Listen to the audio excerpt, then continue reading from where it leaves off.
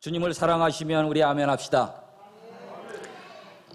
그러나 이렇게 아멘 하시는 분이 있는가 하면 주님보다 더 다른 것을 사랑하시는 분이 많이 계세요.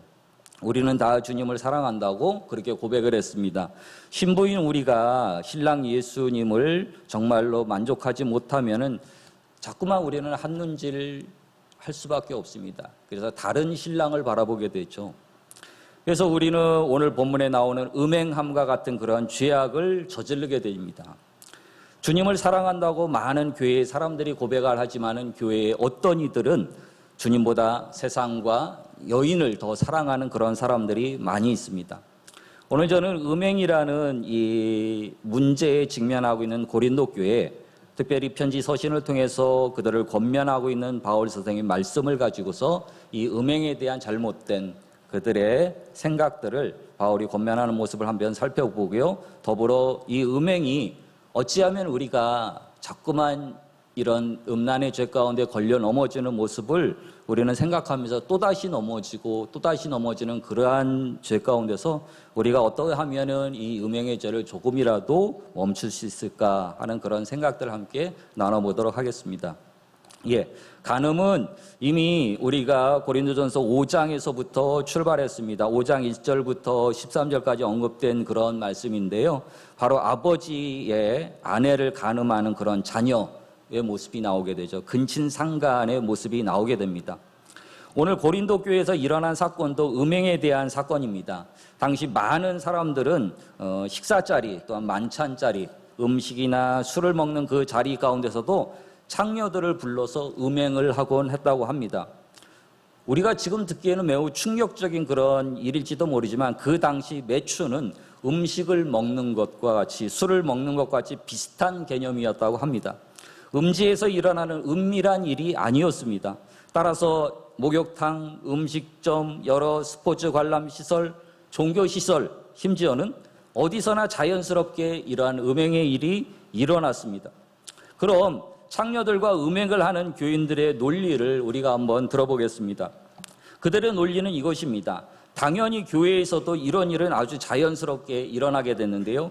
이들은 이렇게 바울 선생에게 항변을 합니다. 첫째는 모든 것이 가능하다는 것이죠. 바울 선생님, 당신이 우리에게 가르쳐 준 것은 모든 것이 가능하다고 우리에게 말씀하셨습니다. 그러나 보세요. 즉 자유로운 존재로서의 나는 나의 욕구와 유익을 위해서 모든 것을 할 수 있다는 그러한 생각을 갖고 있는 사람들의 모습입니다. 내가 사고 싶은 것, 하고 싶은 것이 방해받아야 할 이유가 아무것도 없다는 것이죠.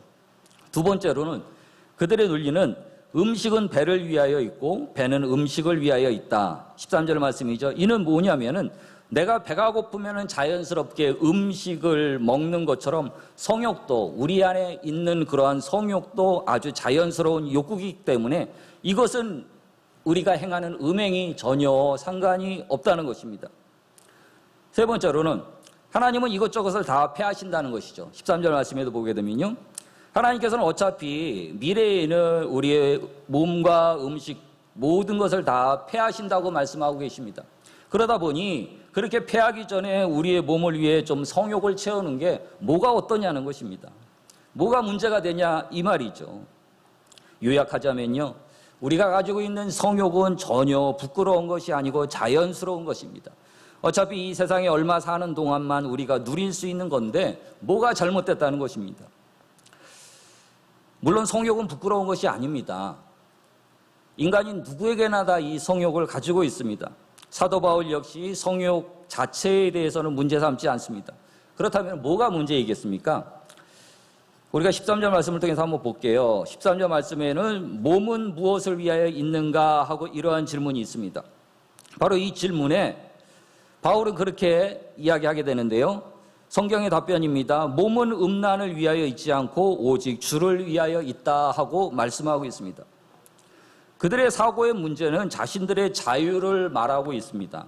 그들은 예수님께 구속된 자들입니다. 자유인이면서도 구속된 자라는 것이죠. 자신의 욕구에 민감한 자가 아니라 그리스도의 영광에 민감한 자입니다. 나에서 그리스도가 바로 나의 삶의 목적으로 바뀌어지는 그러한 삶의 사람들입니다. 바로 이러한 사람들을 우리는 그리스도인이라고 이야기하고 있는 것이죠. 또한 무엇이 잘못되어 있냐? 음행이 바로 죄 자체라는 것이죠. 음행이. 15절 말씀에도 보면 창녀와 음행하는 것은 죄입니다. 우리나라는 성매매 특수법이 있습니다. 그래서 성매매를 하거나 우리가 알고 있는 결혼이라는 그 테두리, 그 울타리 밖에서 이루어지는 모든 그러한 행위는 대가를 치르고 이루어지는 그 행위는 바로 법에 저촉이 됩니다. 뭐 몇 년 전에는 간통죄가 사라지기는 했지만 마찬가지로 결혼의 테두리를 바깥에서 이루어지는 모든 성적인 그런 부분은 우리나라에서는 인정하지 않습니다. 이 당시 음행에 관한 기준은 매우 느슨했습니다. 때문에 성경은 이에 대해서 정확하게 설명을 합니다. 어떤 설명이냐면요. 둘이 한 육체가 된다는 것, 이것이 곧 너희들이 얘기하는 그런 자유함이 아니고 음행이라는 것이죠. 16절 말씀에 보면 그렇게 나오죠. 이는 부부가 성적으로 연합하는 그런 한 육체가 된다는 말씀을 인용한 것입니다. 성욕 그 자체로는 죄가 되지 않는다고 분명하게 바울은 언급을 했고요. 그 성욕은 부부관계 안에서 특별히 서로 한 육체로 안전한 테두리 안에서만 아름다운 그런 관계인 것입니다. 성경은 음행을 설명하기 위해서 올바른 성적인 연합의 바른 방향인 결혼을 우리에게 설명하고 있습니다. 하나님의 질서인 바로 이 결혼의 제도, 우리가 이것을 먼저 기억함을 통해서 우리에게 주어지는 문제, 그 문제에 다가갈 수가 있게 되는 거죠.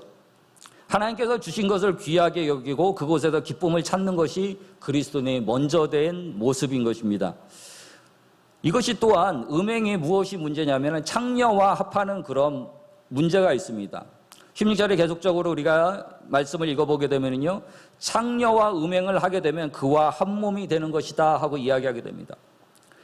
부부의 관계가 성적인 그러한 행위를 통해서 한 몸이 되어지는 것처럼 1대1로 맺어진 자신의 그런 아내 앞에서 창녀와 관계를 맺게 되면 우리는 간음하는 그러한 결과를 낳게 되는 것이죠. 부부 개념이 아니라 단지 성욕으로 창녀와 함께 있을 뿐인데 무엇이 어떠냐? 사람들은 이렇게 또한 이야기를 하게 됩니다. 하지만 하나님께서는 그들의 행위에 따른 어떠한 의미를 결코 분리해 놓지 않습니다. 그들의 행위가 마치 음식을 섭취하는 것처럼 전혀 나는 부부의 연민이 아니고 단지 이것은 나는 애인 관계였어요 하고 이렇게 고백할지 모르지만 그러한 행위조차도 하나님께서는 창녀와 합하는 자는 곧 부부 안에서 서로의 간음자라고 분명하게 이야기하고 있습니다. 또한 이러한 음행의 죄는 뭐냐면은 영적인 의미로서의 간음이라는 것이죠. 주님과 합하는 자는 한영이라는 말씀을 17절에 말씀하고 있습니다.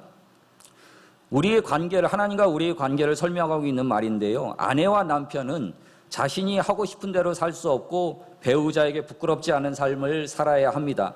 그처럼 우리 또한 하나님과 함께하고 있을 때 영적으로 하나님 앞에서 부끄럽지 않는 삶을 살아나가야 되는 것입니다. 부부가 서로를 항상 신경 쓰며 행동을 하는 것처럼 우리 또한 하나님 앞에서 우리는 하나님을 늘 신경 쓰며 우리는 행동을 해야 되는 것이 맞는 것입니다. 영적인 의미가 바로 음행에 대해서 말씀하고 있는 것이죠. 그럼 바울의 말씀을 들은 고린도 교회들은 그럼 이 음행에 대해서 우리는 어떻게 해야 되나 하고 이렇게 고민을 하게 되는데요. 첫째로 바울 선생은 거기에 대해서 이야기하는데요. 음행을 피하라는 것입니다. 17절 말씀에도 계속적으로 말씀하고 결국 18절 말씀에도 연속적으로 이야기합니다. 음행의 욕구는 이겨내는 것이 아니라 피하는 것인 것입니다. 자신이 맞서 싸워 이겨낼 필요가 있는 것이 아닙니다. 우리 안에 있는 욕구가 우리가 다스릴 수 있을 만큼 그렇게 만만하지가 않습니다. 그래서 우리가 싸워야 할 그런 싸움의 자리가 아닙니다. 그래서 바울 선생은 이 음행을 우리가 다스릴 수 있는 것은 무엇이냐면 바로 그 자리를 결과적으로 피하라. 바로 이 말씀을 주신 거죠. 두 번째로 우리는 그러면 어떻게 해야 되느냐?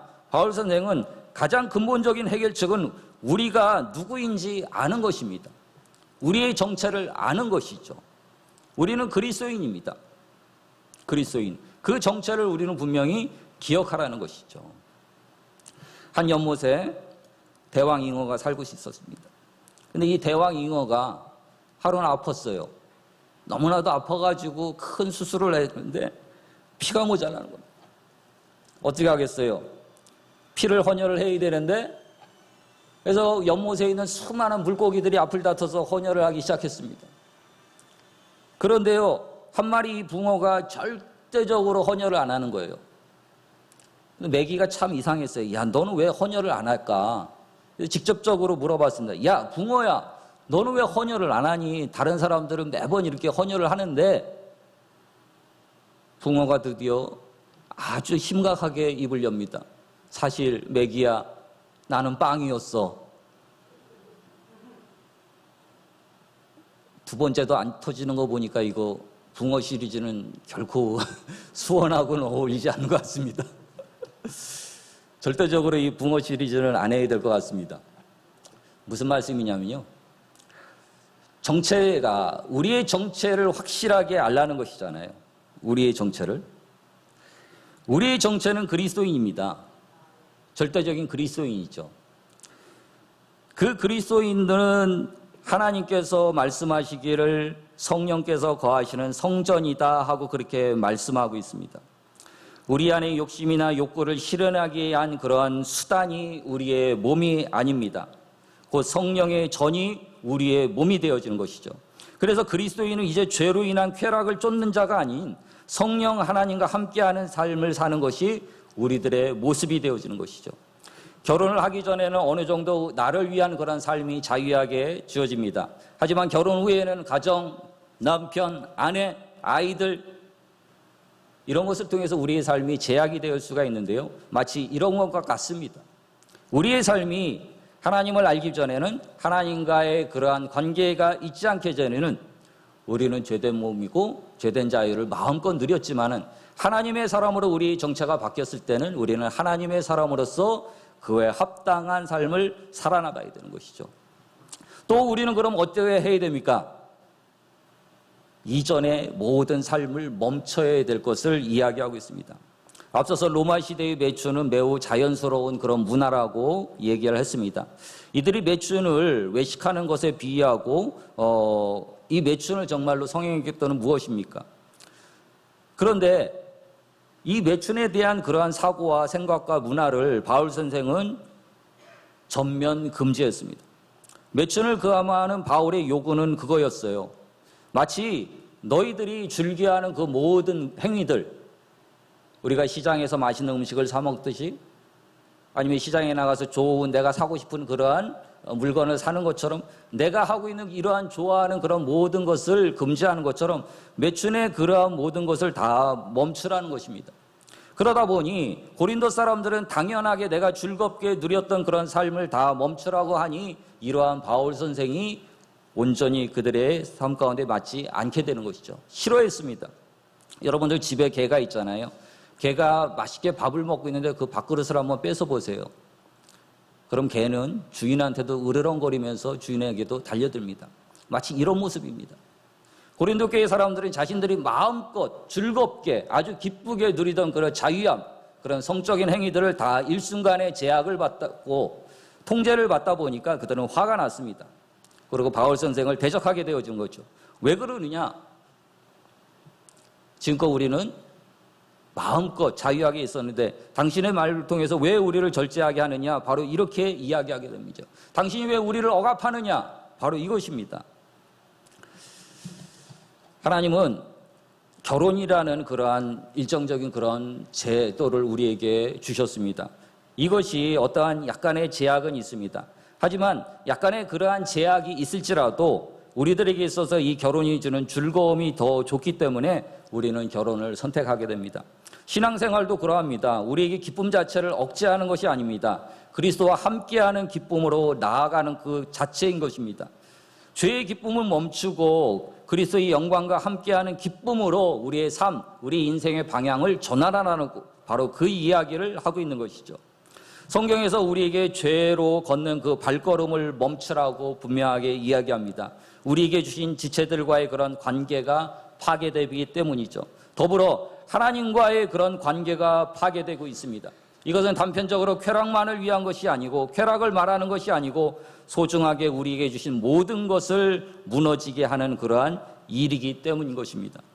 죄는 언제나 그렇듯이 사람과 하나님과의 관계를 파괴합니다. 오늘 결론적으로 단순하게 이렇게 겉으로 드러나는 매춘, 음행에 대해서 문제 제기가 아니라 교회는 그리스도인은 그리스도의 영광에 자신의 욕심보다 더 소중하냐는 것을 바로 그 질문 앞에 우리는 서야 될 것입니다. 그리스도의 영광이 가장 귀한 것이냐라는 그 질문 앞에 우리는 서야 될 줄 믿습니다. 생각해 보십시오. 우리 안에 그리고 또한 우리 교회 안에 그리스도인만이 정말로 존귀하고 귀한 분인가? 우리는 그 생각을 가졌을 때 그렇습니다. 우리가 아멘으로 화답하게 되면은요, 우리는 더욱더 풍성한 그리스도의 은혜의 자리 가운데 나가게 됩니다. 하지만 우리는 그렇지 못하고 우리 안에 우선순위가, 우리의 삶의 우선순위가 그리스도와 먼저 된 것을 우리는 붙들게 되면은 이러한 풍성한 은혜의 자리 가운데 우리는 나가지 못할 것입니다. 자, 보통의 설교는 여기까지입니다. 저도 오늘의 본문의 말씀 다 말씀을 드렸어요. 그렇지만 본문을 묵상하면서 조금 더 말씀을 저는 이어나가길 원하는데요.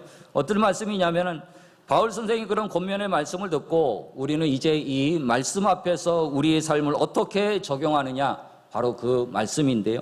제가 첫 번째 서두에 말씀드렸듯이 우리가 행하는 이 음행의 죄를 얼마나 우리는 줄일 수 있을까 하는 이러한 문제에 우리는 고심하고 우리는 또한 그 문제 앞에서 우리의 삶을 고쳐야 될 줄 믿습니다. 왜 사람들은 이렇게 교회 내에 음행의 죄, 많은 그러한 죄악이 있음을 통해서 이 만연된 사회 가운데서도 우리는 음행의 죄를 멈추지 못하고 계속적으로 그 죄 가운데 나갈 수밖에 없는 것일까요? 그것은요, 음행이 사람들에게 커다란 기쁨과 만족을, 위안을 주기 때문입니다. 여러분, 음행이 무엇입니까? 바로 성행위, 성관계, 성생활, 바로 이것을 이야기하고 있습니다. 그래서 성생활을 저는 백과사전에서 한번 찾아봤습니다. 위키백과 우리 모두의 백과사전에 나오는 그런 인터넷에 떠 있는 그런 성생활에 대한 이야기를 여러분들에게 제가 발췌한 것을 읽어드릴게요. 성생활은 두 사람 사이의 성적인 관계를 가지는 생활 상태로 서로의 느낌을, 말과 성적인 행동을 통하여 애정을 나누고 즐거움을 추구하는 행위다 하고 이렇게 기록합니다. 더불어 이러한 성생활은 삶에 대한 자신감을 주며 사회 소속감과 유용감을 얻게 하는 등 정신적인 만족감을 얻게 하는 데 기여하는 기본 인권이며 신체적, 정서적, 사회적 차원의 기본적 욕구이자 친밀성의 교류를 통해 존재의 의미와 자아 발전과 연결되는 근원적이며 창조적인 힘으로 작용한다. 계속됩니다. 성적 존재로서의 자기 표현이고 경험이며 몸과 마음의 상태이고 인격의 매우 중요한 부분이기 때문에 성생활은 생물학적인 부분뿐만 아니라 심리적, 사회적, 문화적으로 인간의 모든 측면과 관계가 있으며 인간의 전체적인 면을 포괄적으로 반영한다고 합니다. 그래서 성생활은 성교와 같이 성행위로만 국한되는 경향이 아니고 모든 유형의 성적 관계를 포함하는 포괄적 개념으로 인간관계 속의 사랑, 성적인 공유, 친밀감, 접촉을 통해 얻어지는 여러 가지 느낌을 포함한다고 이야기합니다. 여러분 어떠세요? 거창하죠? 너무 거창합니다. 우리가 생각하고 있었던 그 성행위, 우리가 생각했던 그 성생활, 너무나도 거창합니다. 우리는 그래서 매일 밤 우리는 정말 이 거창한 의식을 위해서 정말로 많은 노력과 훈련이 필요할 줄 믿습니다. 왜 이렇게 거창할까요? 그만큼 성은 우리에게 주신 하나님의 커다란 선물이요 기쁨입니다. 노인들의 성에 대해서 한번 연구한 부분이 있습니다. 이 노인들의 성생활 가운데서 이들이 누려주는 유익은 무엇일까 하는 연구에 대한 그러한 결과가 있는데요. 몇 가지가 있습니다. 성생활을 하게 되면 노인들은 치매와 건망증을 예방하고 우울감을 완화시키고 자궁질환을 예방하고 면역력을 향상시키고 운동 효과가 있다고 합니다. 10분간의 성생활을 하게 되면 약 90kcal 정도의 에너지가 소모가 된다고 합니다. 친밀감을 증가시키고요. 자아 존중감이 증가가 되고요. 통증이 완화가 되어져서 관절통, 치통, 모든 그러한 통증 가운데서 우리는 이 통증을 알지 못하게끔 그러한 유의를 얻게 되어지는 것이죠. 문제는요, 이렇게 좋은 성, 이렇게 좋은 것을, 이렇게 많은 유익을 주는 것은 왜 우리는 마음껏 누리지 못하고 있을까요? 지금 제가 읽어드린 것을 마음껏 누리시는 분이 계십니까? 보세요. 현실은요, 국내 한 연구소에서 따르면 우리나라 부부의 36.1%가 섹스리스 부부라고 합니다. 무슨 말이냐면 부부지만은 성관계를 전혀 거의 하지 않는 사람을 바로 섹스리스 부부라고 합니다. 최근 1년간 한 달에 한 번 이하로 성관계를 했다면 바로 섹스리스로 분류한다고 연구진은 이야기하고 있습니다. 우리가 이렇게 성관계를 갖지 않는 이유는 저마다 다릅니다. 한 가지로 정의하기 굉장히 쉽지가 않습니다. 하지만 일반적으로요, 심리적인 요인이 크게 작용합니다. 가장 큰 요인은 삶의 스트레스죠. 그리고 배우자에게 존중받지 못하는 그런 부정적인 감정들, 바로 이런 것이 우리의 심리를 위축하게 되고요, 결국은 성의 자리 가운데 나가지 못하게 한다고 합니다. 문제는요, 사람은 이렇게 섹스리스로 그쳐버리는 것이 아니고 채워지지 않는 자신의 그러한 새로운 삶을 위해서 계속적으로 성을 강구하게 되고요, 주님이 우리에게 허락하신 가정이라는 그 울타리를 뛰어넘게 되는데요, 바로 이것이 외도이고 바로 이것이 음행이라는 것입니다. 우리는 음행의 문제점들을 들여다봤습니다. 그럼 이 음행을 뛰어넘거나 약화시킬 수 없는 건가? 이것을 한번 생각을 해봤습니다. 있습니다. 성경에는 그 해답이 있는데요. 죄송하게도 제가 말씀을 묵상하다 보니 제게 주어진 범위를 조금 뛰어넘었습니다. 7장의 말씀을 잠깐 좀 볼게요. 저는 6장 마지막 절까지 제게 주어진 범위였지만은 7장 1절부터 5절에 우리가 한번 읽어볼게요. 여러분들 성경을 같이 한번 합독해서 읽어봅니다. 고린도전서 7장 1절부터 5절까지 너희가 쓴 문제에 대하여 말하면 남자가 여자를 가까이 아니함이 좋으나 음행을 피하기 위하여 남자마다 자기 아내를 두고 여자마다 자기 남편을 두라. 남편은 그 아내에 대한 의무를 다하고 아내도 그 남편에게 그렇게 할지라. 아내는 자기 몸을 주장하지 못하고 오직 그 남편이 하며 남편도 그와 같이 자기 몸을 주장하지 못하고 오직 그 아내가 하나니 서로 분방하지 말라. 다만 기도할 틈을 얻기 위하여 합의상 얼마 동안은 하되 다시 합하라. 이는 너희가 절제 못함으로 말미암아 사탄이 너희를 시험하지 못하게 하려 함이라. 아멘. 이처럼 그리스도인의 부부관계를 실제적으로 기록한 내용 중에 저는 3절의 말씀이 굉장히 의미가 있는데요, 3절의 서로의 의무에 대해서 한번 생각해 봅니다. 앞서서 우리는 위키백과와 또한 백과사전에서 성생활은 우리가 알고 있는 그러한 단순한 그런 성이 아니라고 이야기했습니다. 모든 유형의 성적의 관계를 포함하는 포괄적 개념이라고, 그러한 인간관계라고 우리는 바로 우리의 성의 관계를 살펴봤는데요, 바로 서로에 대한 이해와 존중과 배려가 있는 그런 부부의 삶이 서로에게 의무를 다하는 삶이라고 말하고 싶습니다. 성폭력이라는, 강간이라는 그런 단어를 우리는 간혹 듣게 됩니다. 부부간에도 이러한 이해가 있습니다. 이것을 통해서 고소고발이 남발하는 때도 있었습니다. 이것이 무엇인가요? 상대의 동의 없이 하는 행위를 이야기하고 있습니다. 사람의 성은 상대의 절대적인 그런 동의가 필요합니다. 문제는요, 그 동의를 얻는 것이 불편하다는 것이죠. 굉장히 까다롭다는 것입니다. 그럼 우리의 성생활에 이렇게 세세한 부분까지 우리가 돌아보고 있습니까? 우리의 모습을 한번 돌아봐야 됩니다. 서로에게 의무를 다하지 못하면 나의 배우자는 아마도 실족하여 음행의 자리로 나갈지도 모르는 일입니다. 사실 부부의 성생활은 너무나도 어렵습니다. 한 번의 행위를 위해서 우리는 많은 것을 돌아보고 준비해야 됩니다. 왜냐하면요, 사람은 동물처럼 생식을 위한 교미를 하지 않습니다. 부부의 성은 양날의 검처럼 우리에게 최고의 유의를 주지만은 반대로 왜곡된 성의식을 가지고 사람을 파멸로 몰아가고 있습니다. 아무튼 만족한 성생활을 위해서 우리는 준비하는 것이 너무 많다는 것이죠. 앞서서 말했지만 성관계는 성교와 같이 성행위로만 국한되는 그러한 경향이 아닙니다.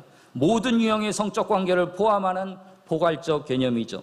인간관계 속의 사랑, 성적인 공유, 친밀감, 접촉을 통해서 얻어진 여러 가지 느낌, 개인마다 다 틀리지만 서로의 관계를 위한 그 모든 것을 우리는 준비해야 됩니다.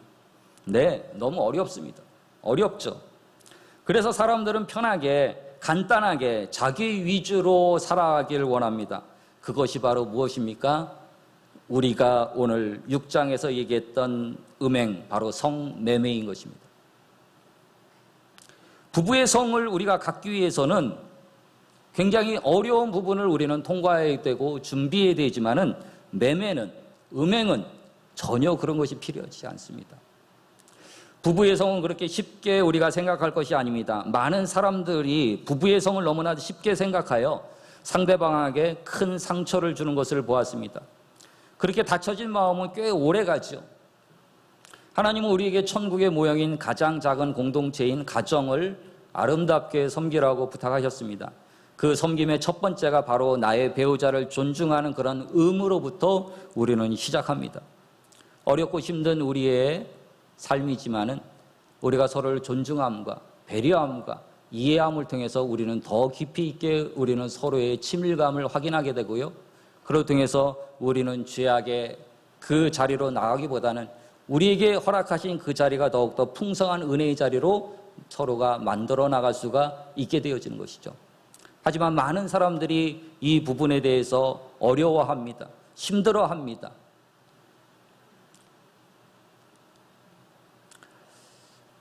저는 사역을 하면서 이러한 어려움을 호소하는 그러한 경우를 굉장히 많이 봤습니다. 물론 이런 부분들은 서로 가정에서, 구역에서 부부간에 드러낼 수 없는 그런 부분이지만은 여러 가지 그러한 거쳐서 이야기하는 그런 모습을 보게 되면은 부부가 서로의 의무를 다하지 못함으로 말미암아서 외도와 또한 불화가 있고 또한 직접적인 그런 음행의 그런 자리까지 나감을 통해서 가정이 힘들어지는 그런 예를 많이도 보았습니다. 제가 뭐 상담자가 전문가가 아니기 때문에 어떻게 상담해야 될지 모르겠어요. 하지만 제가 그들에게 있어서 하고 싶었던 말씀 무엇이냐면은 우리가 최선을 다해서 우리의 의무를 다하자는 것이었죠. 그렇습니다. 이 의무를 다하는 것은 그렇게 생각처럼 쉽지가 않아요. 때로는 우리의 자존심을 다 내려놓아야 되고요. 피 흘리기까지 이 의무에 대해서 우리는 열심으로 헌신하고 노력을 해야 됩니다. 수많은 사람들이 이 어려움 때문에 이것을 포기하게 되고요. 성이라는 것을 그냥 그저 우리가 생각했던 그 모습 그대로 갖추고 나가게 되는 것이죠. 그 성을 통해서 우리는 서로에게 상처를 주고요. 그 성은 우리에게 유의를 주는 것이 아니고 가정을 파멸로 이끌어주는 그런 성으로 발전하게 됩니다. 그래서 많은 사람들이, 많은 교회가 이 성의 문제 때문에 어려워하고 또한 슬퍼하는 그런 모습을 많이도 보게 됩니다. 사람들은 이 모습을 드러내지 않습니다. 그리고 있는 그 모습을 우리는 침묵합니다. 이 모습을 우리는 해결하려고 노력을 하지 않습니다. 왜 그럴까요? 성에 대한 그런 부분, 우리 몸에 대한 그런 부분들을 우리는 옛 헬라 철학에 가지고 있었던 그 사람들처럼 몸을, 헬라의 사람들은 그들의 철학처럼 몸을 전혀 영과 그들의 마음과 분리시켜서 아주 저급한 그러한 존재로 생각했던 것처럼 어쩌면 우리도 그렇게 생각하고 있지 않습니까? 하나님이 주신 거룩한 우리의 몸을 우리는 너무나도 가볍게 생각을 합니다. 하나님이 주신 우리의 몸을 통해서 최고의 그러한 유의를 우리는 전혀 경험하지 못하면서 우리는 살고 있습니다. 하나님이 주신 최고의 유의를 통해서 우리의 가정이 회복되고 우리의 삶이 회복되어지는 그런 역사가 일어날 텐데 우리는 전혀 그런 것을 단 한 번도 경험하지 못하고 우리는 그렇게 살아가고 있습니다. 많은 분들이 도전하고 있지 못해요. 이 의무에 대해서. 하나님이 주시고 하나님이 허락하신 그 의무에 대해서 나가기보다는 그래 여기까지야 하면서 우리는 자신의 가정을 지켜나가는 그런 모습을 보게 됩니다. 예, 여기서 짧은 영상 하나만 보여드릴게요. 예, 우리 실장님. 참고로 19금 심의를 거친 영상입니다.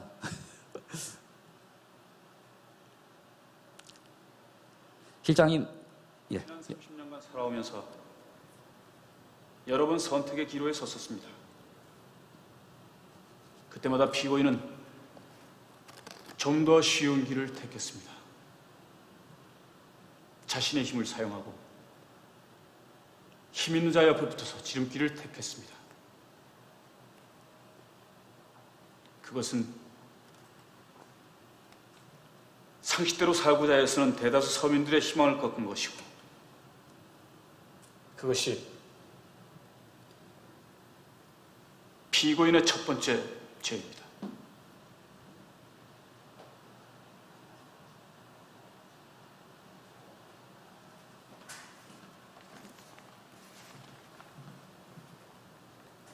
사형을 구형합니다.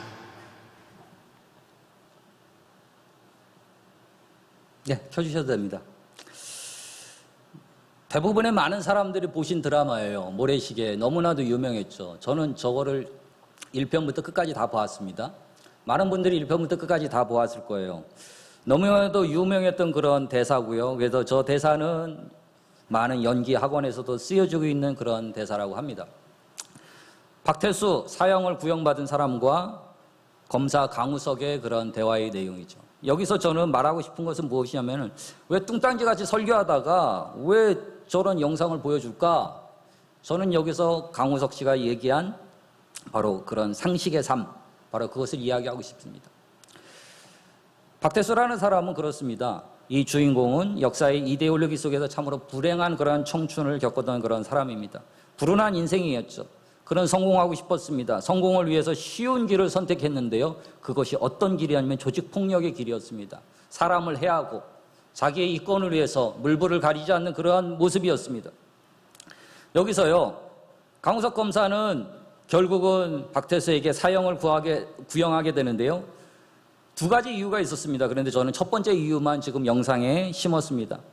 이 영상에서 이야기하는 그 상식, 그것은 무엇이냐면은 바로 사람들은 상식을 무시하고 상식대로 살기 위해서 때로 고통과 용기가 필요하기도 합니다.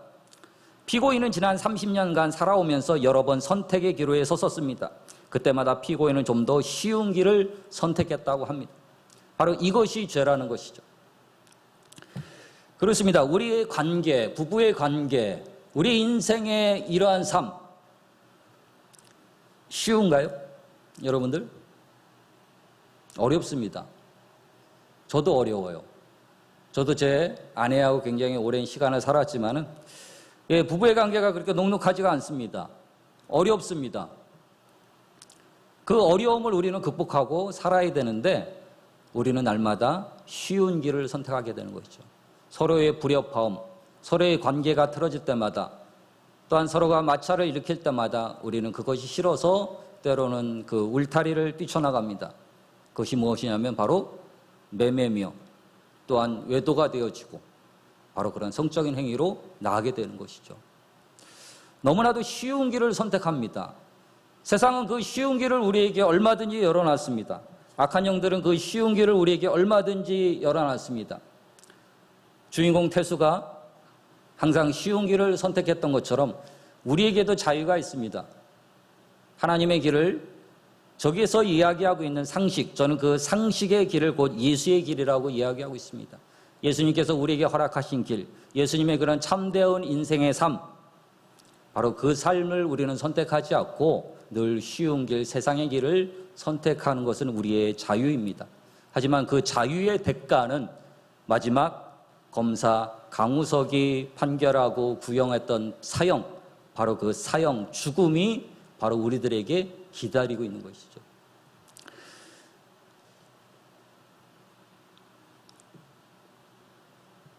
그렇습니다. 우리가 너무나 쉽고 편하게 간단한 길을 선택할 자유는 우리들에게 얼마든지 있지만은 이 길은 앞에서 살펴본 것처럼 음행과 외도의 길로 치닫게 되어질 수 있습니다. 영상에서 강우석 검사 대화 중에 상식을 지키기 위해서라는 그러한 대사가 나옵니다. 상식을 지키기 위해서. 우리는 정말로 하나님의 사람으로서 하나님의 그러한 길을 지키기 위해서, 하나님의 나라를 지키기 위해서 우리는 얼마만큼 피 흘리기까지 그렇게 싸움을 하고 있습니까? 우리의 가정을 위해서 우리는 얼마만큼의 의무를 다하고 있습니까? 가정은 우리들에게 주어진 가장 소중한 우리들의 공동체입니다. 그런데 많은 사람들이 가정의 의무를 다하지 못하고 그로 말미암아 파해지는 많은 죄악 가운데서 고통을 받고 있습니다. 히브리서 12장 4절에는 너희가 죄와 싸우되 아직 피 흘리기까지 대항하지 아니하고 말씀합니다. 너희는 왜 피 흘리기까지 그 죄와 싸우지 않느냐는 것입니다. 우리의 의무를, 가정의 의무를, 여자의 의무를, 남자의 의무를 우리는 왜 열심으로 피 흘리기까지 이 의무를 다하지 못하고 있는 것입니까? 그로 인해서 문제가 제기되어지고 그로 인해서 우리가 아파하게 되면 어렵죠. 가정이 어려워지게 되면요, 학교도 어려워지고 교회도 어려워지고 직장도 어려워지고 나라가 어지러워집니다. 가장 소중한 이 가정 안에서 우리가 정말로 하나님께서 주어진 그러한 의무, 그 의무를 다하는 것이 우리가 죄의 길로 빠지지 않는 그러한 첫 번째 길이라고 저는 생각합니다. 여러분들이 이 의무에 대해서 한번 깊이 있게 생각해 보시기 바랍니다. 오늘 이 밤에 여러분들의 삶의 자리 가운데서 다시 한번 이 의무에 대한 부분들을 깊이 있게 또 묵상하면서 내가 행해야 될 그런 부분은 무엇인가? 내 가정 안에서 내가 행해야 될 그런 부분, 이 의무를 다하게 되면 우리는 승리할 수가 있습니다. 많은 사람들이 이 의무를 다하지 못하고 싫어하기 때문에, 불편하게 하기 때문에, 너무나도 힘들어하기 때문에 이 의무를 피해가려고 해요. 여자는 남자에게서, 남자는 여자에게서. 하지만 그 의무를 우리가 피해갈 때 결국 우리에게 찾아온 것은 죄에 대한 속삭임이요, 죄의 길로 우리는 나갈 수밖에 없습니다. 하나님은 그래서 우리에게 이 의무, 이 결혼에 대한 이 의무를 철저하게 우리에게 말씀하고 있는 것입니다. 바로 이것을 우리가 지키며 행할 때 우리는 음행의 죄 가운데서 자유할 줄 믿습니다. 이 부분을 저는 여러분과 함께 나누고 싶었어요. 죄는 언제나 우리를 또한 하나님 앞에서 불리하게 만들고요, 힘들고 어려움 가운데서도 우리는 온전히 서 있지 못하게 죄는 우리를 그렇게 묶어놓고 있습니다. 죄의 세력은 참으로 너무도 어렵습니다. 그 죄의 세력을 우리가 피하기보다는 전적으로 하나님께 맡기고요, 그 죄를 대면해서 승리하는 저와 여러분이 되시길 주님의 이름으로 축복합니다. 저와 여러분이 서 있는 작게는 가정, 학교, 또한 교회와 직장 안에서 그리스도의 의무를 담당할 때 정말로 우리는 그리스도의 영광을 길이 누릴 수 있는 삶이 되을 줄 믿습니다. 오늘 이 찬양 같이 하면서 우리 같이 기도하겠습니다. 찬송가 368장입니다.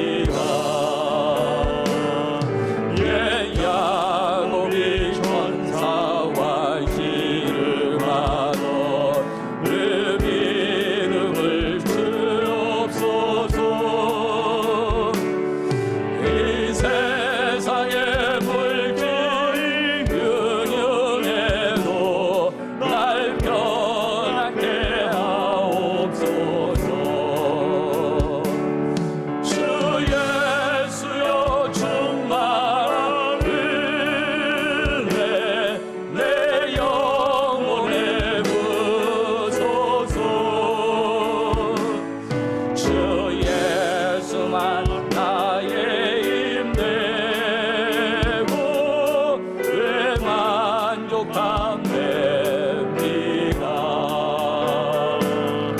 주 예수여 완전한 주의 사랑 나 받기를 원합니다. 그 사랑이 내 맘에 충만하여 날 기쁘게 하옵소서. 주 예수여 충만한 은혜 내 영혼에 부소서. 주 예수만 나의 힘되고 내 만족함됩니다. 내 마음에 임하신 주의 성령 늘 계신 줄 믿습니다. 큰 은사를 나에게 부어주사 주 섬기게 하옵소서. 주 예수여 충만한 은혜 내 영혼에 부소서. 주 예수만 나의 힘되고 내 만족함됩니다. 아멘. 같이 기도하기 원합니다. 말씀을 준비하면서 그런 생각을 했습니다. 하나님 왜 저에게 이런 본문을 주십니까? 왜 이런 본문이 걸려서 참 언급하기 힘든 그러한 본문을 가지고서 어떻게 해야 됩니까? 하는 그런 묵상을 했을 때 하나님께서 결국에는 고린도서 7장 말씀으로 인도했습니다. 죄에 대한 그런 부분들 우리가 이길 수 없다면은 하나님께서는 우리에게 이러한 부탁을 하지 않으셨을 겁니다. 우리가 죄에 대한 부분에 이길 수 있습니다. 그것은 7장 말씀처럼 우리가 서로에게 우리의 의무를 다할 때 우리는 그 죄를 이길 수가 있습니다. 여러분들 한번 생각해 보세요. 저도 참으로 부끄러운 인생을 살았습니다. 목회자라는 그러한 이유 때문에 가정을 등한시하고 또한 자녀를 등한시하면서 그렇게 오래도록 걸어왔습니다. 근데 돌이켜 생각해 보니까요, 너무나도 제 아내가 서운했겠다 하는 그런 생각을 갖습니다. 너무나도 제 가정에서 아빠의 모습을 너무나도 오래도록 잃어버리고 있는 자녀를 바라보면서 미안한 감정이 굉장히 많이 듭니다. 지금이라도 다시 그 예전의 모습으로 돌아가고 싶고 그들을 보듬어주고 그들을 배려하면서 함께 가고 싶지만은 이제 너무나도 먼 거리를 이렇게 걸어온 것 같아요. 참 회복하기는 쉽지 않지만은 그래도 다시 한번 제가 노력을 합니다. 아내에게 딸에게 미안하다 이야기하면서 우리의 관계를 새롭게 하자, 회복하자, 바로 이러한 모습으로 서로 노력하고 있습니다. 그렇습니다. 작은 것 가운데서 우리의 맡겨진 자리 가운데서 최선을 다하고 우리가 열심으로 주의 일을 하게 되면은 바로 그 자리가 우리는 하나님께 영광을 돌리는 자리입니다. 돌이켜보면은 참 얼마나 제가 대단한 일을 하길래, 제가 하고 있는 일이 얼마나 대단한 일이길래 그렇게 나에게 맡겨진 그러한 삶의 자리를 외면했었나 하는 그러한 생각들을 가게 됩니다. 그렇지만 오늘 말씀을 준비하면서 하나님께서 그런 말씀을 주십니다. 그 문제를 대면하고 그 문제를 위해서 너에게 맡겨진 그런 모든 의무를 다시금 처음부터 다시 새롭게 해야 될 것이다 하는 그런 말씀을 주십니다. 여러분도 혹시라도 우리가 이 성에 대한 문제, 또 그로 인해서 우리가 드러내놓고 말하기 힘든 그런 부분이 있지만은 이것을 통해서 가족이 소원해지고 어려워지고 힘들어지는 그런 부분들을 경험하시는 분들이 계십니까? 대부분의 한국의 많은 교회 안에서 그러한 일들이 벌어지고 있습니다. 그렇지만 우리는 쉬쉬하고 있죠. 아무도 모르게 그 일이 터져나오지 못하게 우리는 그것을 묻어버리고 있습니다. 하지만 하나님께서는 이런 모든 허물어지고 엉클어져 있는 그 모든 길들을 회복하길 원하시거든요. 바로 우리를 통해서 하나님은 회복하길 원하십니다. 비록 다시 우리가 그것을 대면하고 또한 우리가 다시 한번 그것을 의무를 다하는 것이 우리에게는 벅차고 힘이 들지만은 그렇지만 그 의무를 다하는 길이 곧 지금 우리가 가장 우선적으로 해야 될 일인 줄 믿습니다. 여러분들 삶에 있어서 헝클어지고 어려운 부분이 있다면은 오늘 이 밤에 고백하시며 잠잠히 기도하길 나갑니다. 하나님, 나로 하여금 정말로 나의 배우자, 나의 가정이 회복되길 원합니다.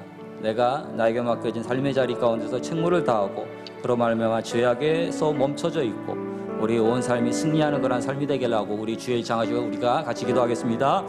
주여